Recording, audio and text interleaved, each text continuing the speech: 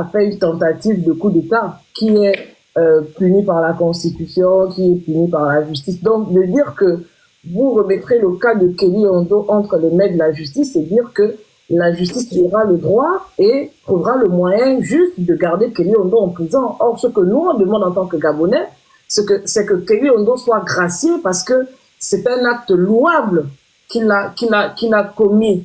Il a voulu libérer le Gabon de tout ce qu'on a vécu, de tout ce qu'on décrit aujourd'hui. Donc, peut-être pas tous les Gabonais, mais je parle en mon nom et je dis que ce que moi, par exemple, je demande, c'est que Kelly Ondo soit gracié, pas remis entre les mains de la justice. Je ne sais pas si vous voyez un peu la ligne.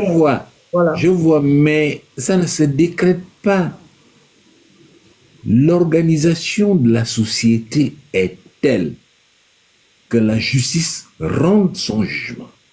Et il existe effectivement la possibilité pour le gouvernement de pouvoir intervenir. Ça existe. Alors à partir de ce moment-là, cette intervention-là rentre dans un cadre normé. Pas dans l'illégalité, non. Et puis, ce n'est pas à nous d'apprécier. Ce n'est pas à nous d'apprécier. On a une justice pour apprécier ce type de situation. Et à partir de ce moment-là, l'État fait valoir, en toute connaissance de cause, en prenant toutes les dispositions nécessaires, ce qu'on appelle la raison d'État. Elle existe. L'État fait valoir la raison d'État. Mais la raison d'État n'est pas injuste. Non. Il existe la raison d'État. Mais pour que la raison d'État intervienne, il faut d'abord que le jugement soit rendu. Mais ce jugement, il n'est pas inéquitable. Cela veut dire que Kelly Ondo doit avoir une défense. Et ce que vous dites doit pouvoir être renforcé par les avocats qui peuvent être pris pour défendre Kelly Ondo. Donc, véritablement, il y a le ministère public, mais il y a également la défense. Il a une défense qui est assurée. Et le juge rend son jugement. Maintenant, il peut y avoir la raison d'État. C'est-à-dire, pour maintenir l'équilibre de la République, si besoin est, effectivement, la raison d'État peut intervenir. Mais elle n'intervient pas dans un cadre de désordre. Donc, je ne peux pas aller voir Ligui pour lui parler de Kelly Ondo. Non. Je suis sur les questions de principe. Et si on veut mettre en place un véritable État, qui est un État de droit, il faudrait qu'on fasse les choses selon les règles de droit. Pas sur la pression. Non. Une société fonctionne selon les règles. Donc, Kelly Ondo doit avoir une défense. Kelly Ondo doit avoir un vrai procès équitable, où il a une défense, et le ministère public va l'accuser. Et on va voir, la justice, c'est pas moi c'est la justice qui juge toutes les circonstances nécessaires. Et dès lors que le jugement est rendu, s'il y a lieu,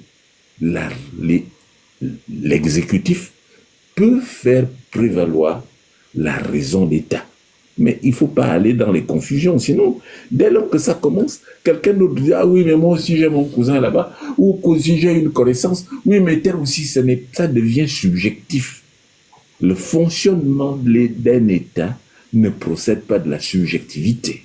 Non, il y a des règles et ces règles doivent être appliquées. Mais, effectivement, à toute règle, il y a des limites. Donc vraiment, je vous dis, ça se passe dans les règles de l'art. Le problème, c'est que, qui a mis Kelly Ondo en prison? Est-ce que la justice était équitable? Quelle était sa défense? Ou alors on l'a pris, bon, parce qu'il a fait de la Constitution et tout ça, non? Et qui l'a dit?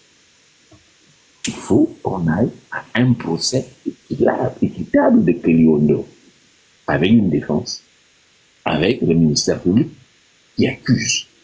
Et il y aura un juge, et il y aura le président du tribunal, le tribunal va juger, effectivement, la cour va juger, et à ce moment-là, le jugement de la Cour sera suivi.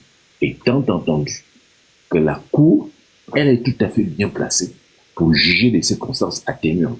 C'est comme cela que ça se passe dans de nombreux États, dans des États qui fonctionnent normalement et où la justice n'est pas aux ordres. Voilà. Monsieur Kelly Ondor, je vais renchérir ce que Princesse vient de dire. Quand on demande à ce que Kelly Ondor soit gracié, c'est par rapport à l'acte que Monsieur Olivier a posé. Ils sont des actes similaires. Parce qu'il a fait un coup d'État, même si on le dit qu'il a fait une révolution du palais. Et, automatiquement, vu que d'autres partis, acteurs politiques sont sortis de prison, Kelly Ondor aussi devait être dehors. Selon Monsieur Olivier. Je comprends bien, mais on ne peut pas se prévaloir de cette turpitude. Je dis qu'il ne faut pas y aller là-dedans pour régler véritablement le problème de Kelly Ondor. Il faut qu'on en vienne à l'état de droit. Quant à Oligui Nguema, c'est la même chose qu'il a fait pour moi. Je persiste ici, mais Oligui Nguema n'a jamais fait de coup d'État. Il est dit, c'est pas parce qu'il le dit que c'est vrai. Moi, je ne le tiens pas pour vieux. On a dit à Oligui Nguema, bon, ben écoute, on est dans une situation, on a besoin de quelqu'un, viens te mettre là, il s'est mis là. Quel coup d'État il a fait? Alors donc, il faut que nous venons-en à la réalité, commençons par faire les choses en bien. Ça nous fait mal, ça me fait mal de voir Kelly Ondor maintenu en prison.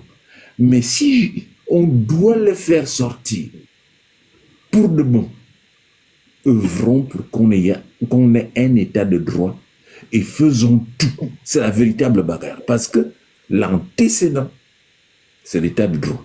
Le conséquent, c'est qu'il sortira par le haut et non par la faveur d'un individu qui lui-même est en porte-à-faux par rapport au droit. On ne peut pas faire une chose et son contraire. Je suis désolé. Dans ce cas, Oligui Nguema aussi doit être comparé devant les juges. Hein. Bah, écoutez, pour le cas d'Oligui Nguema,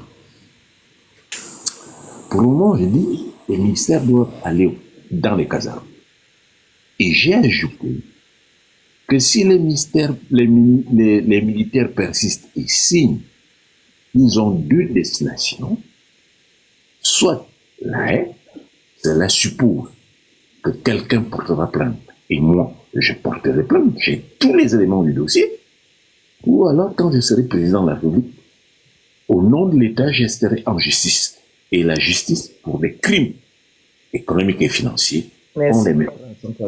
Voilà, je suis très très clair là-dessus, mais je n'ai pas dit que je vais mettre Oligui en prison, mais c'est pas moi qui mets les gens en prison, je suis désolé. On met en justice. Merci.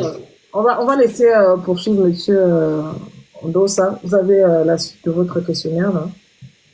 Alors, maintenant, le Gabon n'est pas un gibier. De telles allégories m'amusent.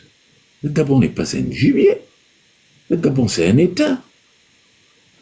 Et un État, c'est pas un gibier. Alors, par rapport aux politiques, ça dépend de quelle politique. Moi, je ne prends pas le Gabon pour un gibier. Lorsque nous voyons, allons toujours vers Dieu. Ne prenons pas exemple sur ce qui est mauvais. On ne peut pas se prévaloir de sa propre turpitude. Laissons les bêtises. Les bêtises, je dis bien les bêtises. Du PDG CTRI de côté. Essayons de voir la res publica, la chose publique. Et quand nous allons dans la chose publique, on ne parle pas du gibier. On parle d'une gestion d'un État. La gestion du domaine public. Comment le domaine public se gère? Et par qui le domaine public est géré? Vous présentez un problème au peuple. Le peuple vous élit. Vous devenez détenteur d'un certain pouvoir, le pouvoir exécutif. Les autres vont à l'élection législative et locale. Ceux-là détiennent un pouvoir, le pouvoir législatif. Qui contrôle le pouvoir exécutif. C'est comme ça que les nations fonctionnent. Il n'y a pas d'autre manière. Maintenant, si c'est un gibier où chacun... Là, c'est pénal. Vous prenez les sous publics, c'est pénal. Vous devez faire de la prison. C'est pas autre chose. Donc pour moi, c'est pas un gibier. Je ne peux pas prendre dans les sous publics pour m'occuper, pour que les sous publics aillent dans les affectations personnelles. Mais non. Mais non. Donc c'est pas un gibier qu'on se partage. Un gibier a une propriété. Vous tuez un gibier, ça devient une propriété privée. C'est votre bien. Non, ce partage de gibier, ça, vraiment, ça c'est... Il faut oublier ça. Quand un Gabonais va à la chasse, disait Bongo, il faut oublier ça. Ça, ce n'est pas un État. C'est une gestion patrimoniale de ce qui est commun. Cette gestion patrimoniale, elle ne tient pas au XXIe siècle. Laissons ça de côté. Voyons comment on gère un État. Allons vers ce qui est vertu. Allons vers les règles de gestion. Allons bâtir notre pays sur la base des principes, sur la base des règles que tout le monde respecte, qui sont au-dessus de tous, y compris les gouvernants. Alors donc, voilà le Gabon de demain. Ne me parlez pas du Gabon pourriture qu'on vit aujourd'hui. Non, il faut arrêter ça. Il faut arrêter ça. Passons aux vertus. Alors donc, le Gabon n'est pas un gibier et le peuple souffre. Je suis désolé. Vous venez de dire ce qui est vrai. Le peuple souffre. Comment mettre fin à la souffrance du peuple? Il n'y a qu'une seule voie. Passer effectivement à un État démocratique, républicain. Passer, faire valoir l'ordre républicain. Dès lors qu'on a fait valoir l'ordre républicain, c'est qu'on donne tout le pouvoir au peuple, et y compris la possibilité qu'a le peuple de vider un responsable qui ne fait pas sa volonté et qui ne le sert pas. C'est le cas aujourd'hui. Les militaires dans les casernes. Voilà ce que je peux dire à ce fait. Je vous remercie. Très bien. Emmanuel, c'est à ton tour. Bonsoir à tous, bonsoir Monsieur le Président. Bonsoir. J'espère que les questions que je vais poser n'ont pas déjà été posées parce que j'ai dû m'absenter un petit moment au début du live. Alors mes questions seront essentiellement basées sur l'éducation. Alors je pense que j'en ai 3. La première question que j'aimerais vous poser, c'est lorsque vous serez élu, quelle stratégie adopterez-vous pour lutter contre, on va dire, le décrochage scolaire, notamment dans les zones à forte précarité? Ensuite, quelle place donnera votre programme à la formation professionnelle et à l'apprentissage afin de mieux préparer les jeunes aux exigences du marché du travail? Enfin, quelle initiative comptez-vous mettre en œuvre pour intégrer les technologies de l'information et de la communication dans le système éducatif? Donc, mes questions sont vraiment liées au plan scolaire parce que j'ai remarqué que les jeunes femmes ou qu'aujourd'hui l'école est marginalisée au Gabon. On ne donne pas un accès confortable à l'éducation et je trouve que la question de la scolarité est très très banalisée actuellement au Gabon. Donc vraiment j'aimerais savoir quelle est la place de l'éducation dans votre programme, en un mot, si vous êtes élu président de la République gabonaise. Merci. Bien. Alors je vais d'abord, permettez-moi de vous corriger. Si je suis élu, j'ai déjà été élu, je suis le président élu. Donc pratiquement, je suis le président élu. Par le peuple en plus, hein. Aïe, il y a la coupure. Il y a la coupure. Ah, qui est le Gabon? Seigneur, direct. On dirait comme ça. Incroyable. Et bien, vous allez voir que les sorciers, là, c'est seulement la partie là qu'ils vont prendre pour poster sur leur page. Il y a la coupure, mon Dieu, incroyable. S'ils postent sur leur page, parce que, à preuve du contraire, c'est M. Guy qui est président, et il y a des coupures tout le temps voilà, pendant son règne. Hein. Voilà. C'est incroyable. Je ne peux même pas faire ça. Mais il est sur le téléphone, non? Parce que la coupure, il peut rester au téléphone. Mais il ne va rien voir, là. Il va voir quoi, c'est vrai, mais il va voir quoi? En plus, il est en Wi-Fi. Ouais. Ah oui, Wi-Fi, ouais, le Wi-Fi. Parce qu'avec les données mobiles, c'est pas possible, en fait. Ça passe pas convenablement. En tout cas, moi, je vous laisse. Tu parles pourquoi? Et le Félix, attends, par rapport à ce qu'il a dit, sur la justice là, de Kelly, et s'il est... Mais en fait, il a vraiment raison parce qu'on veut libérer Kelly, mais n'oublions pas qu'il y a eu des morts. Étienne est mort et beaucoup de soldats sont morts. Attention aux mots. Oui, ils étaient à 4. Ah, pardon, oui, bon, on ne peut pas dire ce mot, voilà. Donc, je pense qu'il faut... Tombés, mais il est parti... Voilà. Donc, il y a des gens qui ont tué ces personnes-là. Donc, à ces frères-là. Je pense qu'on leur doit... Ah, pardon. Oh, c'est vrai, pardon, je ne connais pas les histoires là. Oui, donc, nos frères sont partis. Il y a des responsables à cela. Et d'ailleurs, on en connaît un bien qui fait maintenant la gym quelque part. Donc, je pense que le jour où il y aura un procès, il devra rentrer au pays ou bien on devra aller le chercher pour qu'il vienne dire comment nos frères sont décédés. Voilà. Donc, je pense que c'est pas seulement, bon, je rêve que notre frère soit dehors, mais si réellement, il le dit, s'il y a une justice réelle au pays, on devra traduire toutes ces personnes en justice, faire un vrai procès. Et comme certains l'ont dit dans les commentaires, Kelly n'est pas allé au bout. Il n'a pas fait le coup d'État.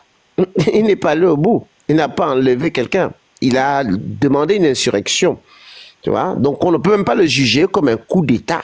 Parce que coup d'État, c'est vraiment, tu as enlevé un État, tu as enlevé un président. Vous voyez? Donc, il a initié. Bon, on peut aussi prendre ça comme une insurrection, mais c'est le plus noble des devoirs d'ailleurs. C'est ce qui est conseillé quand il y a un gouvernement hors la loi. Le plus noble des devoirs est de s'insurger. C'est ce qu'il a fait, Kelly, et il nous a appelés à nous lever pour libérer la nation. Mais donc, Olivier Nguema aussi n'a pas fait un coup d'État vu qu'il n'a pas enlevé quelque que ce soit. On était en période d'élection et le président de la République n'existait pas. Pour moi, il était malade. Donc, pareil, Olivier Nguema a fait pareil. Il n'a enlevé personne. Nous, on était en période d'élection. Il n'aime pas l'école. Donc, c'est seulement pendant que je pose des questions. Et même là, le grand frère Christian. Oui. Tu sais, je vois en M. Ondossa l'espoir. On ne doit pas aussi se leurrer. Hein. Parce qu'on a vécu ce même espoir avec M. Ping. Oui, bien sûr. On est fatigué de ça. Le grand, il a posé une question vraiment sur le Phoenix, Onero, est-ce que tu peux en inbox appeler pour savoir à quel niveau ils sont? Comme ça, on saura si on doit couper ou pas. D'accord, je vous reviens. S'il vous plaît. Voilà, comment on appelle ça? Le grand, il a posé une question là. Non, qu'est-ce qu'il fait quand la population a besoin de lui? On ne lui demande pas d'aller faire le clown dans comment dire? Dans les ministères, etc. Au moins, de quand il y a un problème, il doit prendre part. Il doit se lever et dire, voilà, moi en tant que président, comme vous l'appelez président, c'est pas comme ça que ça doit se faire. Il faut nourrir ce vide-là. Il ne demande pas de faire le clown. Or, avec toi, le Phoenix, entretenir aussi les personnes qui ont foi en lui. Ouais. Parce que les gens se demandent pourquoi ce silence à chaque fois qu'il y a des choses qui se passent au Gabon, notamment les bavures policières, avec le cas... Non, mais ce que vous ne savez pas, c'est qu'à chaque fois que M. Ondossa est passé sur un plateau, à chaque fois qu'il a eu la parole, lorsqu'on lui a posé des questions concernant ce qui se passe au Gabon, il a toujours été clair dans ses propos, il n'a jamais balbutié pour dire que... Oui, non, c'est pas qu'il n'est pas clair, c'est pas qu'il n'est pas clair. Je sais que lui, c'est quelqu'un de très, très droit dans ses... Il dit toujours ce qu'il pense de manière... voilà. Après, faut comprendre que c'est un homme politique, il a une certaine carrure, c'est pas un activiste comme nous, qui prenons la parole, qui nous indignons à chaque fois qu'il y a une situation. Je pense que lui, il a une stratégie de communication et pour mieux se faire entendre, je pense que... Prends la demande de Franck. Princesse, c'est la même stratégie quand il répond au Ligui. Parce que ce sont ces petits trucs-là qu'on appelle comme le fait qu'on a arrêté ce jeune homme, la population qui n'a pas de travail, qui souffre, etc., etc. Hein? Il peut répondre. C'est pas question d'activiste. Il peut répondre pour dire que voilà, il y a 40% de chômage. Oligui, tu as dit telle chose là, telle. Pourquoi alors aujourd'hui tu n'as pas... Ou du moins, s'il avait volé ou bien s'il était milliardaire, il devait aussi créer une entreprise pour pallier aussi à cette crise du chômage là, en employant aussi les Gabonais. Ça aussi, Princesse, il ne répond pas. Est-ce que c'est la batterie? J'espère que son téléphone n'est pas éteint. Mais vraiment, votre pays là. Et c'est pour ça que le petit là en tôle. Hein, parce qu'il a fait. Est-ce que tu as le numéro de ça chargé de com qui discute souvent avec nous là? Non, je sais pas. Par contre, si tu peux me l'envoyer par un inbox et puis j'appelle. Je suis en live avec le. Ah oui, désolé. Ping l'a fait depuis les années. Tu peux te mettre en pause, et maintenant, ce que lui fait, qu'est-ce qui a changé? On vous dit de nourrir la population, on dit que Ping l'a fait. Il a dit qu'il a gagné, c'est un opposant. Donc, il doit contrecarrer les actions de ceux qui sont au pouvoir. C'est ça. Vous voyez, Mélenchon, il sort tout le temps quand Macron fait des trucs, non? On dit que l'opposant, c'est cette terre et rester dans la maison. En tout cas, anyway, moi je descends. À toutes. À toutes. Alors, bon, je vais dire quelques trucs, après je vais descendre. Voilà, donc elle me dit qu'il y a la coupure.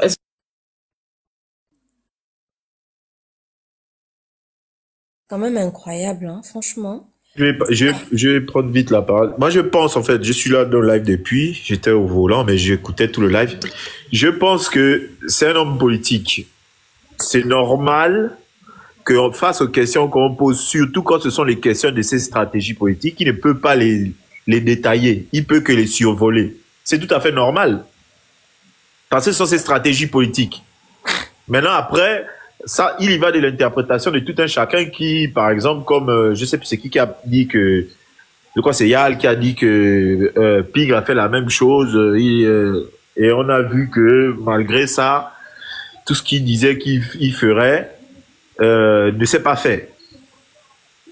Chaque homme politique, pour moi, a sa stratégie politique. Maintenant, quitte à ce que... C'est un risque, justement, c'est ça la politique, c'est un risque à prendre. Parce que qui dit que sa stratégie, c'est la meilleure pour que les choses se passent comme il faut? On ne sait pas. Bon, il demande d'attendre 5 minutes, on va patienter un peu. Donc, enfin bref, votre pays là, hein, sérieusement, ça m'énerve. Oligui, je sais que tu es là sur le live. Libère Novelas Overmax. Il t'a fait quoi? Non, mais il est là. E-O-E. Il y a quelqu'un qui a écrit que, oh non, c'est Oligui qui est parti couper le courant chez Ondos. Moi, je comprends avec ça. C'est une possibilité. C'est une possibilité qu'il appelle la SCG pour dire qu'il faut couper son secteur. C'est une possibilité. On a vu comment il a pris Overmax. On a mis Overmax en prison parce qu'il disait la vérité, non? Papa, c'est douloureux. C'est une possibilité. C'est lui. C'est douloureux. C'est quand même grave. Hein. L'enfant d'autrui risque jusqu'à, je crois, 30 ans de prison. Non. Oui, t'as pas vu ça. Il risque, hein, c'est pas acté. Il risque jusqu'à 30 ans de prison et je crois 50 millions d'amende si je me trompe pas. C'est quelque chose comme ça. Des bêtises comme ça, la regarde. Donc il a dit dans 5 minutes, hein. Ouais, il a dit de patienter peut-être 5 minutes. On va voir ce que ça va donner. Ouais, ok, d'accord. Oui, 5 ans, pardon, pas 30 ans, 5 ans. 5 ans de... 5 ans de prison, ouais. Parce qu'il a seulement fait la photo, enfin la vidéo à la SCG où il y a le noir. Donc, c'est comme ça que l'enfant mérite 5 ans de prison. Son frère qui passe autant à voler, là, ne mérite rien du tout, quoi. Oligui, toi et toute ta famille, j'enlève seulement les enfants, toi et toute ta famille, ta femme, là, qui met le fond de teint comme si le fond était allé finir, elle est trop pressée, là. Ce qu'on va vous faire. Attendez. Prenez bien les enfants des Gabonais pour je ne sais quoi. Un enfant de rien du tout qui n'a rien fait. Il se retrouve à 100 familles parce que simplement, il a dénoncé. Je suis désolée, c'est tellement de l'injustice. C'est tellement injuste. Pensez, et en plus, il a des enfants. Il a une compagne, il a des enfants. C'est lui qui s'occupe de sa famille. Bon, vous l'enfermez, qui s'occupe de sa famille. C'est comme ça que vous passez le temps à fabriquer des délinquants. Ces enfants-là risquent de passer du temps sans leur papa parce que en étant là-bas, c'est un risque. Il a fait quoi pour qu'il soit là-bas? Il a fait quoi? Moi, c'est quand même incroyable. On va profiter un peu des 1200 personnes là. Vous qui connaissez la maman qui vient de se déclarer candidate à l'élection présidentielle là. Oh, princesse. Il fallait dire que... Non, ne parle pas de ça. Laisse. Tu veux donner la visite aux gens. Laisse. Non, on l'attend au purgatoire. Elle doit passer au purgatoire. Oui, tu vas aller l'écrire en inbox. On m'a envoyé la vidéo là. Mais il y a aussi Franck qui est là, non? Mais oui, oh non, Franck va passer au purgatoire. Monsieur le Président, bonsoir. Tu vas nous dire un programme, Monsieur le Président. Monsieur le Président Bissiki, parce que vous avez annoncé votre candidature là. Il faudrait que vous passiez au purgatoire. On doit vous cuisiner aussi pour savoir c'est quoi vos ambitions, qu'est-ce qui vous a poussé à vous présenter. Il faudrait qu'on ait la totale. Mais Monsieur le Président, normalement vous devez même pas monter sur le live. Là c'est fini, là vous êtes à oui, c'est fini parce que là vous êtes candidat déclaré, c'est fini là. Mais Franck n'est pas éligible. Pourquoi il n'est pas éligible? Mais parce que il ne remplit pas tous les critères. C'est vrai, Mais non, je suis désolé. Vu que la Constitution là, on peut changer ça à souhait. Ils ont changé sans demander la permission aux gens. On a changé ça la nuit chez les gens. Donc ça là aussi, cette mesure là, on doit la changer. On doit demander à ce qu'on la change. On ne savait pas qu'on pouvait changer. Monsieur le Président Bissiki, mais respect. Il y a quelqu'un qui a fait un commentaire, il écrit du kunabélisme au bisikisme. Bonsoir, Président Bissiki. Vous êtes grave. Oh, mais c'est un peu... C'est que la Constitution, là, c'est après l'élection. Oui, il a le droit. La Constitution entre en vigueur. C'est vrai, hein? La Constitution, c'est après l'élection que ça prend effet, hein? Pas avant. Hein? Voilà, Franck a le droit. Non, mais justement, la Constitution a la particularité que c'est la partie électorale rentrée en vigueur dès la validation au vote. Voilà. Regarde-moi ça. C'est la seule partie qui est rentrée en vigueur. Voilà. C'est ce qu'on doit dénoncer tout à l'heure. Le reste du texte, il rentrera en vigueur après l'élection, après d'ailleurs même la prestation du serment. Mais l'article qui parle des conditions d'éligibilité, là, c'est rentré en vigueur depuis, hein. Ah oui. Ça, c'est du olivier pur et dur, du boboïsme, c'est ça. Ouais. Bon, la famille... Moi, attends, Emmanuel, je voudrais savoir... Bonsoir. La sentence qui a été donnée de 50 millions et 5 ans de prison, c'est sur quel chef d'accusation, en fait? Moi, j'aimerais comprendre. Alors... Quel est le chef d'accusation? D'abord, il y a Al. Pardon, là, c'est le président qui parle là. Moi, je ne comprends pas les Gabonais. Moi, j'ai écouté la question du Phénix par rapport à Kelly Ondor. Et je me suis permis, quand j'étais en live, moi, j'ai pas intervenu sur le live parce que j'étais en live en même temps sur Facebook. Sur ma page Facebook, j'étais en live, j'ai diffusé le live sur ma page Facebook. L'intégralité quasiment. Et sur ma page Facebook parce que des fois, on perd des bribes des lives de princesse. Donc, j'ai écrit. Quelqu'un diffuse sur Facebook. Bon, personne n'a réagi. Moi, j'ai pris le relais. J'ai diffusé sur Facebook. Maintenant, je vais revenir sur la question du Félix, qui est assez importante par rapport à Kelly Ondor.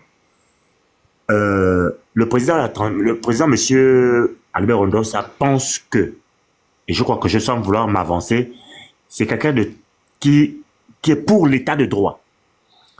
L'état de droit ne ferait pas bon ménage s'il allait dire ou proposer à Oligui de sortir Kelly Ondor.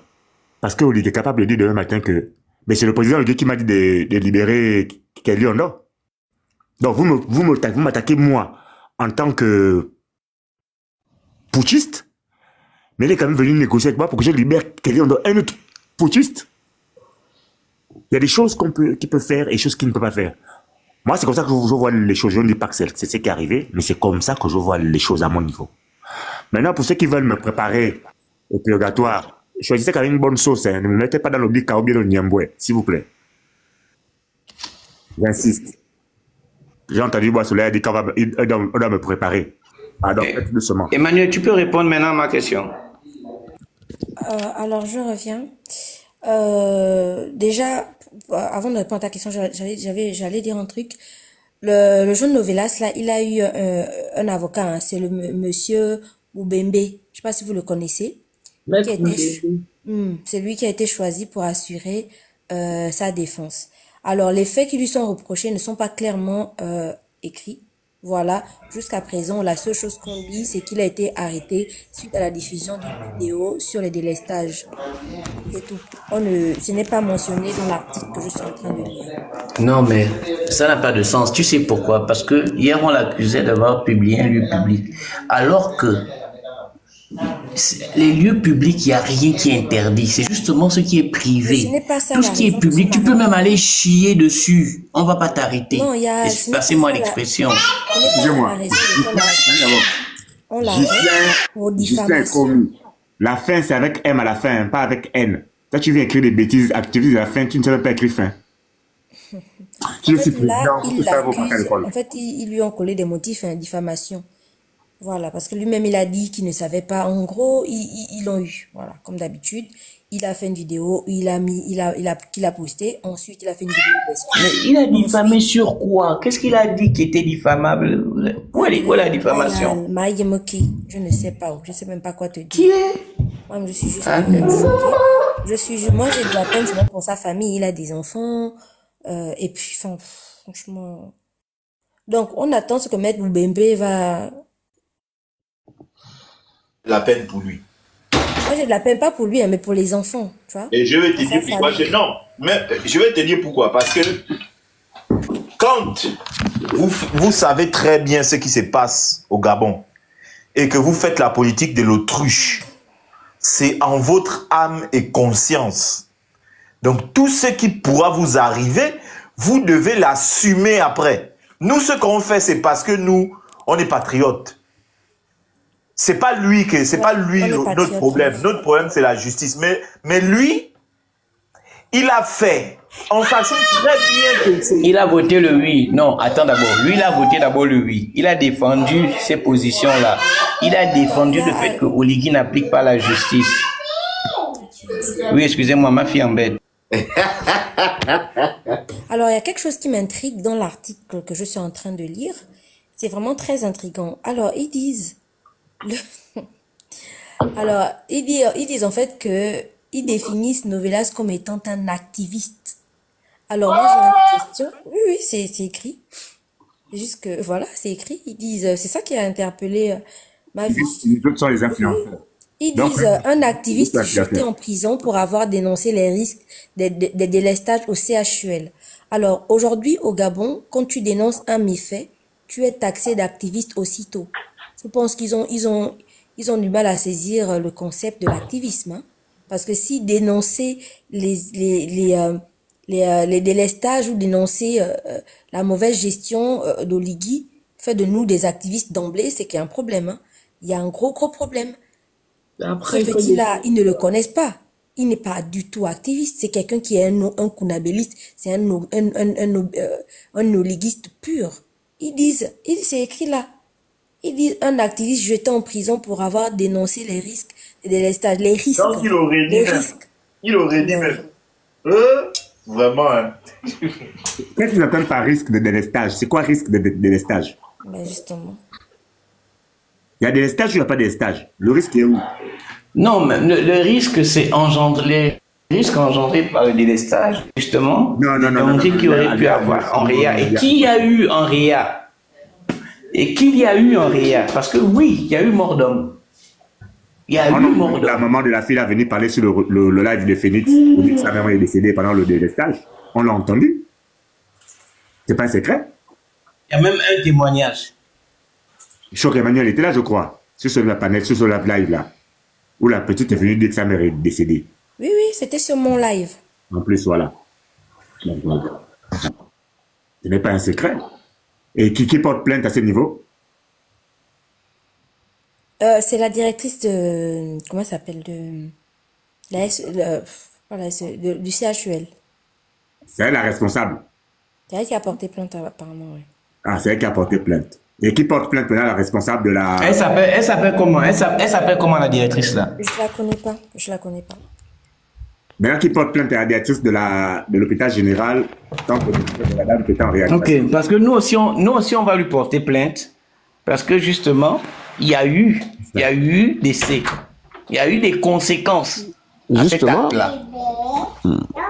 on devrait valider le décès. Je ne sais pas si cette personne peut vraiment témoigner et aller jusqu'au bout. Diffamation. Voilà. Mais même déjà, il y a eu décès. Et même cette pauvre compatriote, elle devrait porter plainte à l'hôpital général. Si ma mère est décédée, Diffamation. On doit aussi porter plainte à Akouré. Parce qu'Akouré est venu confirmer ce que Overmax a dit. On doit porter plainte à Akouré. Parce qu'il est allé dire à la SCG que la SCG doit privilégier la distribution d'énergie dans le secteur du CHUL. Ça veut dire que indirectement, il avoue qu'il y a les délestages là-bas. On doit lui porter plainte. Mais est-ce que vous savez même que Akouré, c'est le mari de la femme qui est au CHU là-bas? Eh bien, Tous les enfants ensemble. Les choses du Gabon. Ok, attendez. Non, je suis dépassé. Mais c'est la vérité. Oh, vous ne savez pas ça? Akouré, c'est le mari de la maman qui est au CHU là. Ils ont les enfants ensemble. Maman. Mais, mais le pire, c'est que le mécanicien vient dire... Attends, un instant, honneur, s'il te plaît. Selon l'Union, Oui. je suis en train de lire là. Il a fait un mandat de dépôt suite à de fausses accusations. Voilà, c'est ça. Attends, il y a quelqu'un qui vient donner son identité et c'est exactement ça. Directrice du CHU, la générale du corps armé Béatrice Ngema Etan. Tu vois, Ngema aussi, hein. Ah, donc elle est même générale, hein. Oui. Mais comment vous traitez un sujet et puis vous n'allez pas dans le fond pour savoir qui sont les protagonistes? Non, maman, moi, les plaintes sont seulement arrivées dans mes inbox. J'ai même pas encore eu le temps de m'asseoir. Bon, ok, le professeur dit qu'il veut revenir, mais sauf qu'il n'y a pas le temps. Ah, ça. Tu peux faire descendre. C'est un moment de rire fort. Moi, je descends. Parce que j'ai ma petite qui fait le bruit là, de toute manière. Écoutez, hein. Maintenant, si la dame l'a dit que je manque, elle me porte plainte. Oh, toi aussi, t'aimes trop les problèmes. Non, mais le game of Thrones là est violent. Trop les problèmes. Oh. La maman là, c'est la femme d'Akouré. Le Game of Thrones là est violent, pardon. Ils ont les enfants. Je confirme bien, princesse. Il risque jusqu'à 5 ans 5 ans au plus et d'une amende de 3 millions de francs CFA parce que apparemment ils ont même sorti un article lesquels mettent en avant les dispositions de l'article 93 du Code pénal, surtout que le mis en cause revient dans une autre vidéo pour débattre en brèche ces allégations antérieures. Ils utilisent même leurs articles faits sur mesure là pour attraper les enfants des gens. Mon Dieu. Donc pour ceux qui sont là, Overmax risque, donc il n'a pas été condamné, hein. Il risque, parce que j'ai vu là des gens ont fait des grosses vidéos là pour pas publier ça. Il risque. Attends, un instant, Emmanuel. Onero, il est parti. Oui, je suis là. Tu peux rappeler le président en inbox pour lui expliquer comment ça se passe, parce que je ne le vois pas ici. Ok. Ils sont là, mais je ne le vois pas. Je ne le vois pas ici.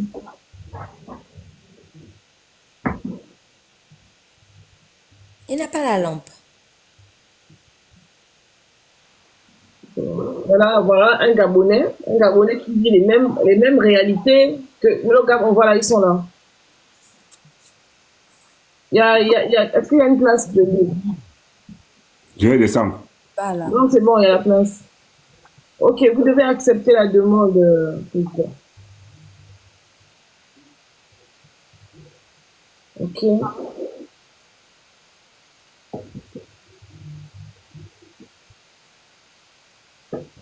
C'est toi qui se connecte. Ok. Et là, je fais la demande d'invitation pour activer la caméra et vous devez enregistrer.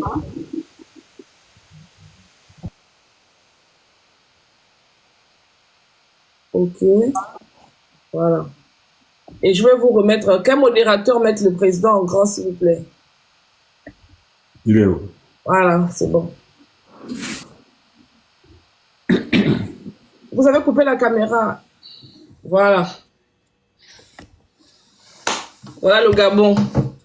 Alors là, en direct live. Voilà.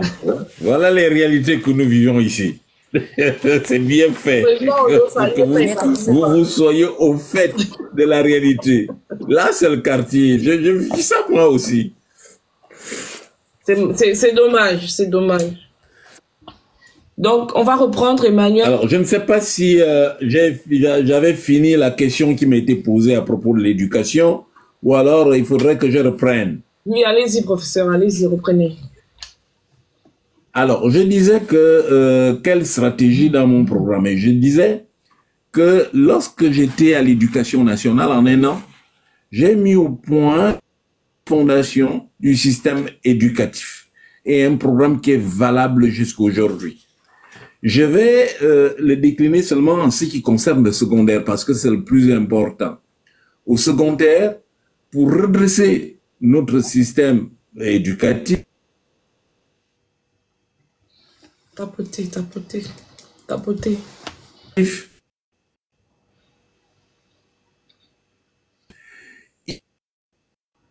Il faut créer deux.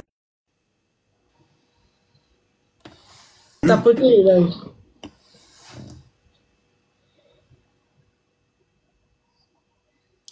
Vous m'entendez?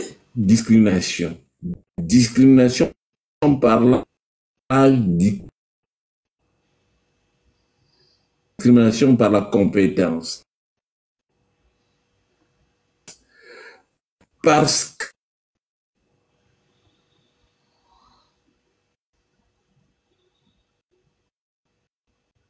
de donner mon mobile, c'est pas bon. que le système aujourd'hui, là, s'ils suivent un cycle normal de 5 ans, ils arriveront en terminale à l'âge, ils arriveront au CM2 à l'âge de 16 ans, 17 ans. Il ne faut pas les laisser tomber. C'est eux qui rentrent dans les CES. Les CES, collèges d'enseignement, ont pour objet d'amener les étudiants jusqu'au brevet. Le brevet qui devient le diplôme minimum qui vous permet de travailler parce que vous avez assimilé pas mal de choses. Et dès lors que vous arrivez en troisième, vous allez dans des écoles professionnelles. Et ces écoles professionnelles ouvrent droit, effectivement, à la qualification.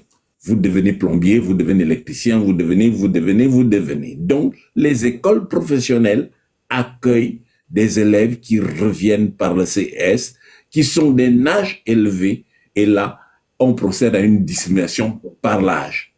Maintenant, quand on arrive effectivement au lycée, c'est la discrimination par l'âge aussi et par la compétence.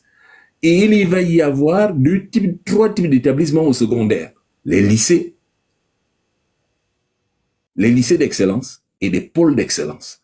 Les lycées, c'est tous ceux qui ont 12 de moyenne, de 10 à 12 de moyenne. Ils évoluent normalement comme tout le monde.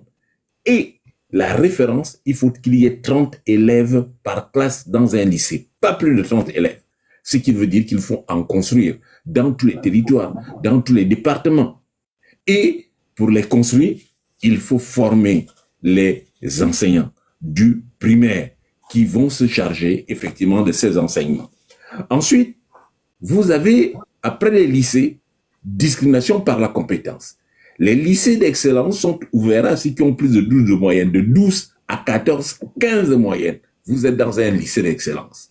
L'avantage, l'État prend totalement en charge, c'est vrai, et puis vous êtes à 25 élèves par classe.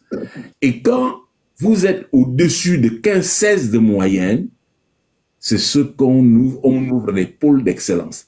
4 sur l'ensemble du territoire qui prennent 15 élèves par classe. Cela veut dire que vous avez à peu près 60 personnes qui rentrent dans ces lycées-là et qui peuvent continuer effectivement jusqu'au bout. Voilà un tout petit peu ce qui se passe dans comment on va réformer ces systèmes d'enseignement. Et je dis, à partir de ce moment-là, on procède également à la réforme du baccalauréat. Le baccalauréat, avec une question essentielle, est-il le diplôme de fin d'études secondaires ou de l'enseignement supérieur? Et les Asiatiques, ils ont attaqué par la formation. Pour eux, le baccalauréat n'était qu'un diplôme de fin des études secondaires. Et vous pouvez effectivement aller dans l'industrie, vous pouvez aller travailler. Mais maintenant, si vous voulez aller à l'école supérieure, et là, précisément, c'est une discrimination. Il faut que vous soyez apte à entreprendre des études du supérieur. Et c'est ça qui va mettre de côté la déperdition. Cela veut dire que vous n'aurez pas des gens qui, comme dans le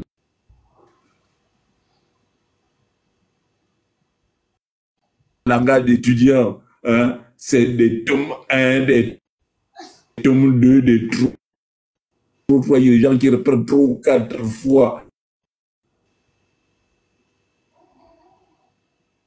qui arrivent en licence après effectivement recherche et un master professionnel. Donc, véritablement, cela est possible chez nous pour redynamiser, pour qu'on ait véritablement une préparation du Gabon de demain qui va prendre en main, effectivement, la situation du pays.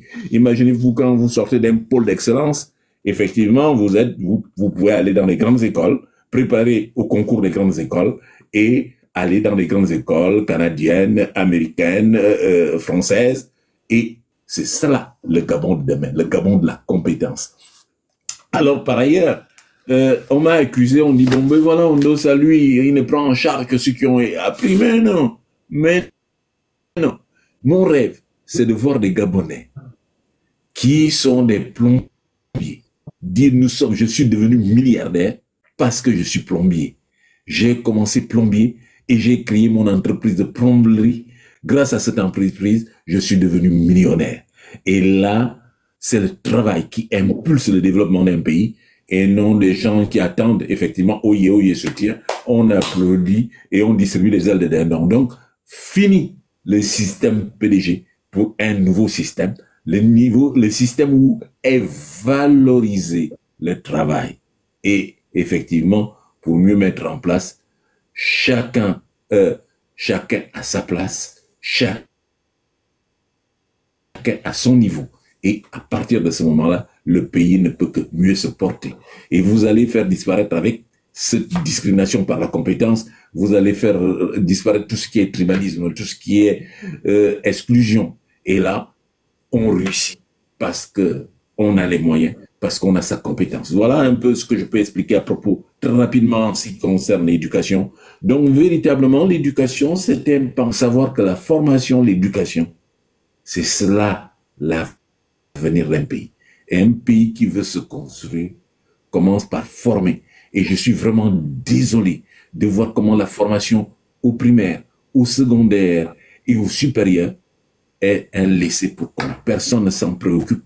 Et ce qui se passe dans nos universités est une véritable désolation. Ce n'est que la conséquence de tout ce qui se passe à partir du primaire et à partir du secondaire. Voilà ce que je peux dire à ce sujet. Très bien. Emmanuel, tu as fini? Oui, merci. Mais j'avais quand même une toute dernière question, si vous me permettez. C'est au sujet... Oui, bien sûr. Moi, je permets. Merci, Monsieur le Président. Alors, c'est au sujet des enfants en situation de handicap. Comment proposez-vous d'intégrer les enfants en situation de handicap dans le système éducatif? Moi, j'ai constaté quand j'étais au Gabon que la plupart des enfants en situation de handicap sont totalement délaissés. Pourtant, c'est des personnes avec de bonnes facultés intellectuelles, mais qui n'ont pas la possibilité d'accéder. Ici en Europe, par exemple, il y a des salles, des classes, il y a des endroits faits exprès pour ces personnes-là. Je pense que ces personnes ne devraient pas être mises en marge de la société juste à cause de leur handicap. Il y en a qui sont handicapés physiquement, mais pas intellectuellement, et qui peuvent pousser le pays vers le haut de par leur faculté intellectuelle. Donc, est-ce que vous pensez pouvoir mettre en place, favoriser un système en fait à l'éducation, enfin un système qui favorise justement l'accès pour ces personnes-là? Merci. Et c'est ma dernière question. Madame, ça dépend de la nature du handicap. Si l'handicap n'est que physique, ça ne pose aucun problème. À partir où quelqu'un a tous ses moyens intellectuels, psychologiques, ça là ne pose aucun problème. Cela veut dire qu'il peut avoir une scolarité normale.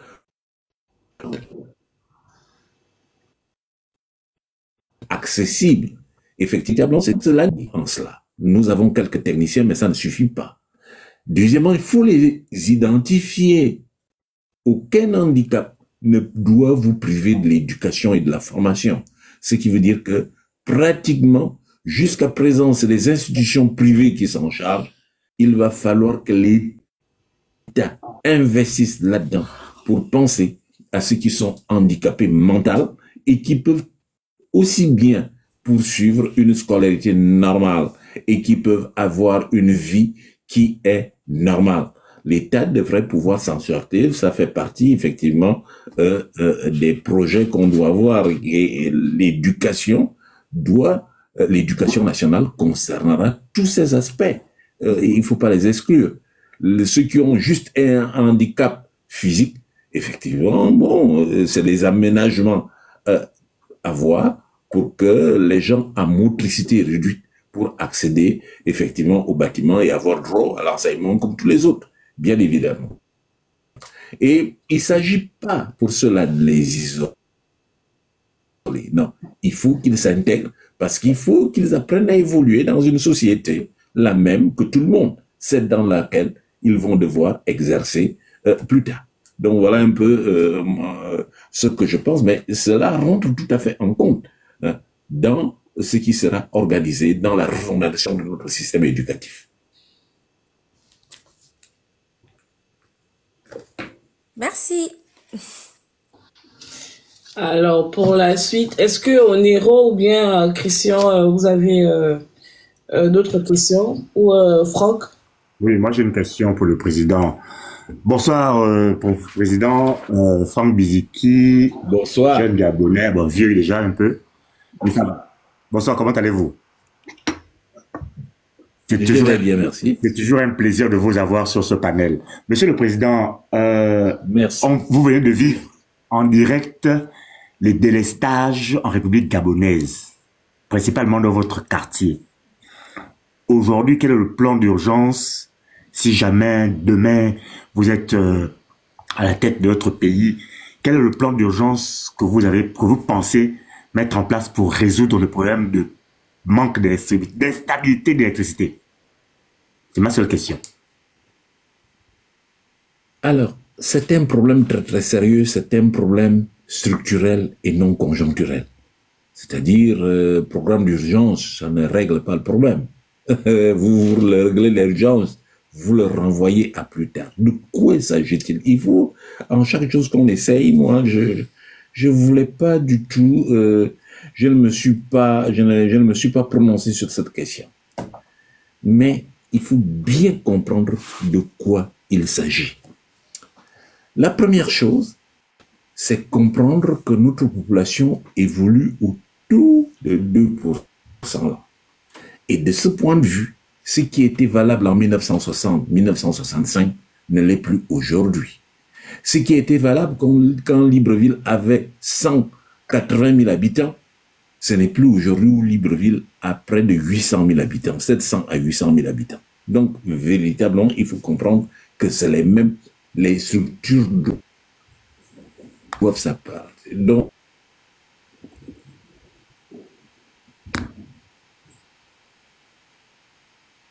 c'est un problème d'ordre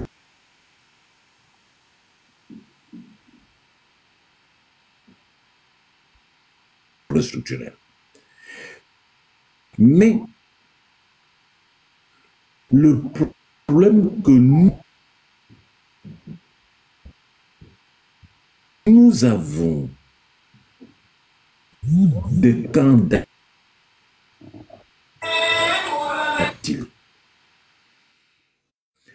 Nous avions une société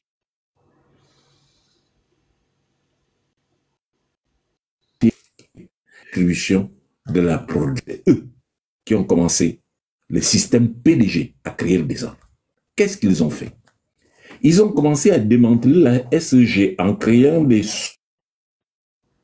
C'est-à-dire démanteler la société. Et les sociétés qu'ils créaient, c'était des sociétés à prête-nom, dont ils ont démantelé. Au point qu'à la fin, le pire, on est arrivé à la séparation entre la production et la commercialisation. Et ils ont créé une société de production, la société du patrimoine. Et tous sont actionnaires là-dedans. Tous les grands PDGistes, tous là, le système Bongo PDG, actionnaires. Et Delta Synergie y est. Et au point que la SG n'a gardé que la partie commercialisation. Donc, quand on se lève pour dire coupure d'électricité SG, on se trompe. On doit s'adresser à la société des patrimoines. Et qui est dans la société des patrimoines? C'est l'État gabonais. Donc, quand on lit Nguema parle là, il doit parler à lui-même. Parce que c'est lui le patron de la société du patrimoine. La société qui doit produire l'électricité. Bien. Maintenant, dans les faits, on avait des turbines dans les fins des années 60. Moi, en 66, j'étais en 6e. Dans la fin des années 60, on avait des turbines à derrière l'hôpital. Et puis, on s'est rendu compte que la population de Libreville évolue. On a créé Kingele 1, barrage. Ensuite, la population évoluant, on a investi pour Kingele 2. Ensuite, la population évoluant, on a créé Chimbele 1 et on a évolué, on a créé Chimbele 2. Et depuis près de 40 ans, il n'y a plus rien eu. La population est passée de 400 000 habitants au double, 800 000 habitants. Voilà où on en est. Et la puissance appelée, les structures qui sont en place ne peuvent plus répondre à cela. Il faut réinvestir. Mais où est-ce qu'on investit? Qui prend l'argent de l'investissement? C'est la société des patrimoines. Et on se distribue. On se passe, on se distribue. On distribue les dividendes et on n'investit pas. Parce qu'on aurait dû investir au taux de progression de la population. On arrive à une situation qui est grave aujourd'hui. Alors, qu'est-ce qu'il y a lieu de faire? Des solutions existent. Première solution qui nous met dans cet état, c'est que les structures sont vétustes. Il manque des pièces de remplacement. C'est comme quand vous avez un générateur, il est vétuste.